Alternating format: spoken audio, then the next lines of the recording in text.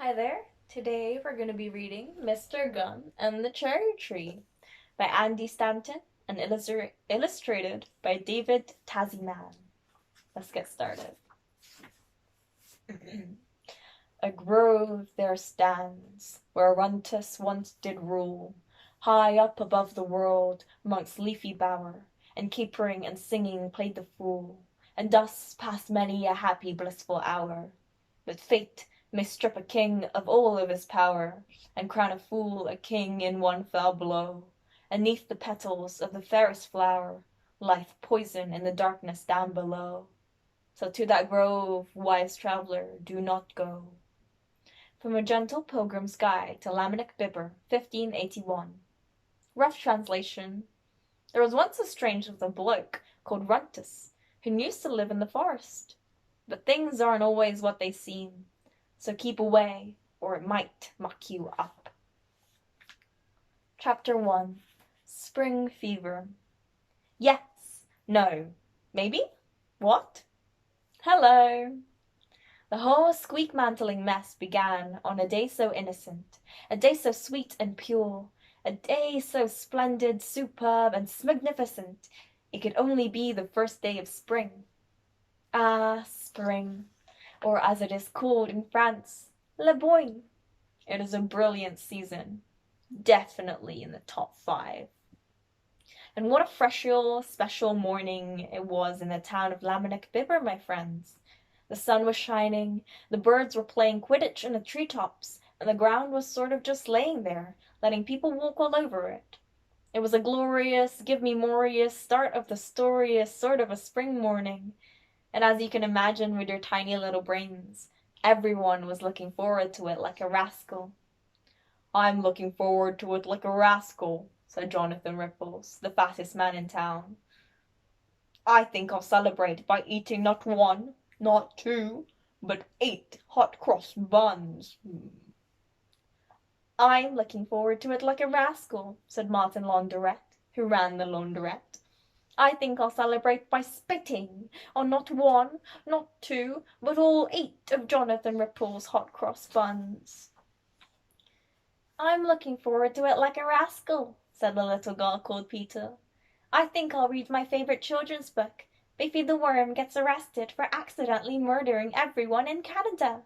It's unputdownable."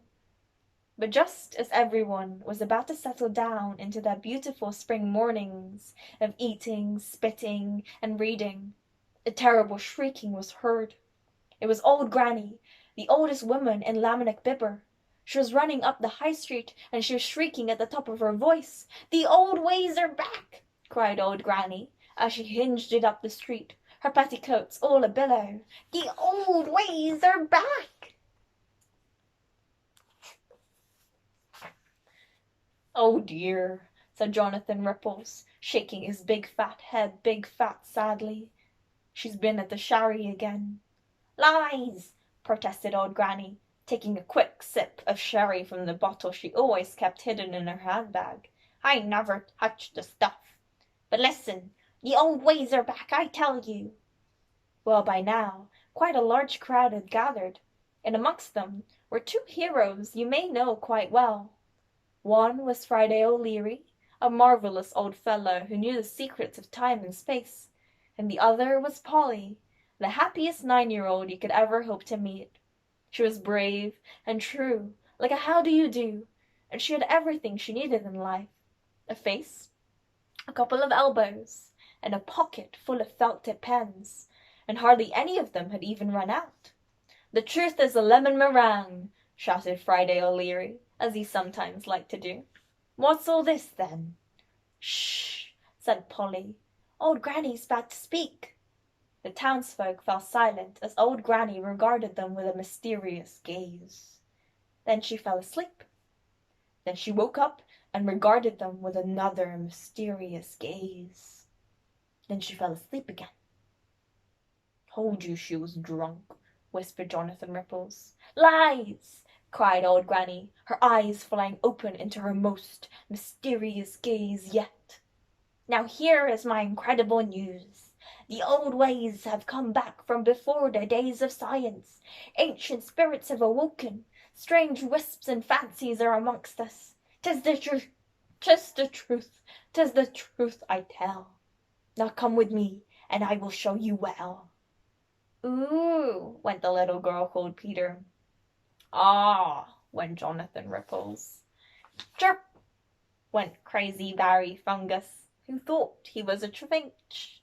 "The old ways are back," cried the crowd, and they all set off after old Granny, chanting for all they were worth. "What do you reckon, Frides?" said Polly. "Shall we follow them?" "I think we'd better," replied Friday, stroking his toes thoughtfully. "They all seem to have gone a bit mad, and that is what is called spring fever, or, as it is known in France, la crise de la brains de la boing boing." Chapter 2. Off to the Forest.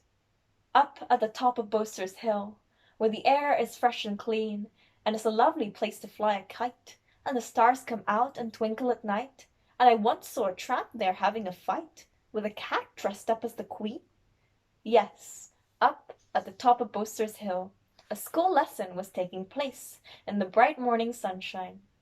And who was giving that lesson but Alan Taylor, the tiny gingerbread headmaster. "So, as I have just demonstrated, children," he was saying now, "grass is very nice to sit on, but be careful because it can tickle. Now, can anyone tell me the name of this handsome creature over here?" "Is it a rhino, sir?" said a girl called Caroline. "Very close, Caroline," said Alan Taylor kindly. "Actually, it is known as an ant. Now who can tell me—" But just then there was an almighty ruckus and a rickus and a buckus and a bickus, as over the hill came the crowd of townsfolk, with old Granny leading the way. And each and every one of these townsfolk, whether young or old, rich or poor, tall or short, thin or Jonathan Ripples, each and every one of them was chanting, "The old ways are back! The old ways are back!" "Hoy, what's going on?" demanded Alan Taylor, as the crowd stampeded through his lesson, scattering children and daisies in all directions. "What's the meaning of this?" "They all done gone mad with the spring fevers, Alan Taylor," said Polly, rushing up with Friday O'Leary at her side. "They're following old Granny into adventures unknown." "Then we must follow them and keep them from harm," said Alan Taylor, "for they are but simple folk with simple legs, and who knows what peril those legs could be marching them into. Children, get in line, single file." "Alan Taylor, you got that class so well behaved it's a marvel," said Polly, as the school children jumped into formation. "Yes," replied the gingerbread headmaster, blowing on his silver teaching whistle to start the children marching in time. "And when I think they used to be rowdy little goblins who loved misbehaving and pinching each other, it makes me especially proud. I have tamed them," he proclaimed, "through the power of education and sometimes blowing a whistle at them."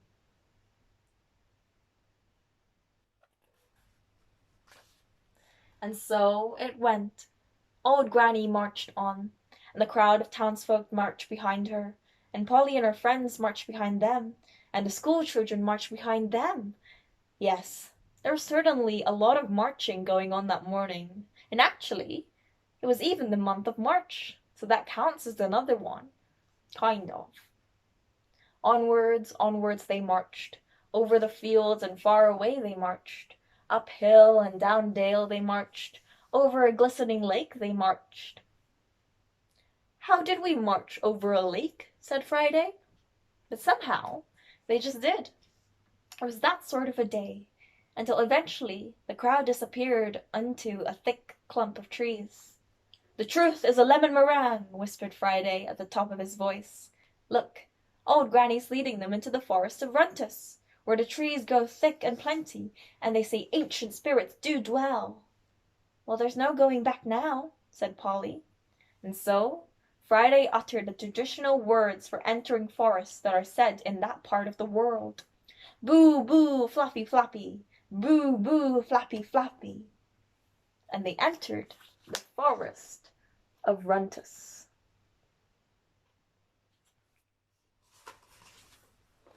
"Ooh," said the school children, "it's scary in here." "That's because of the ancient spirits," whispered Friday.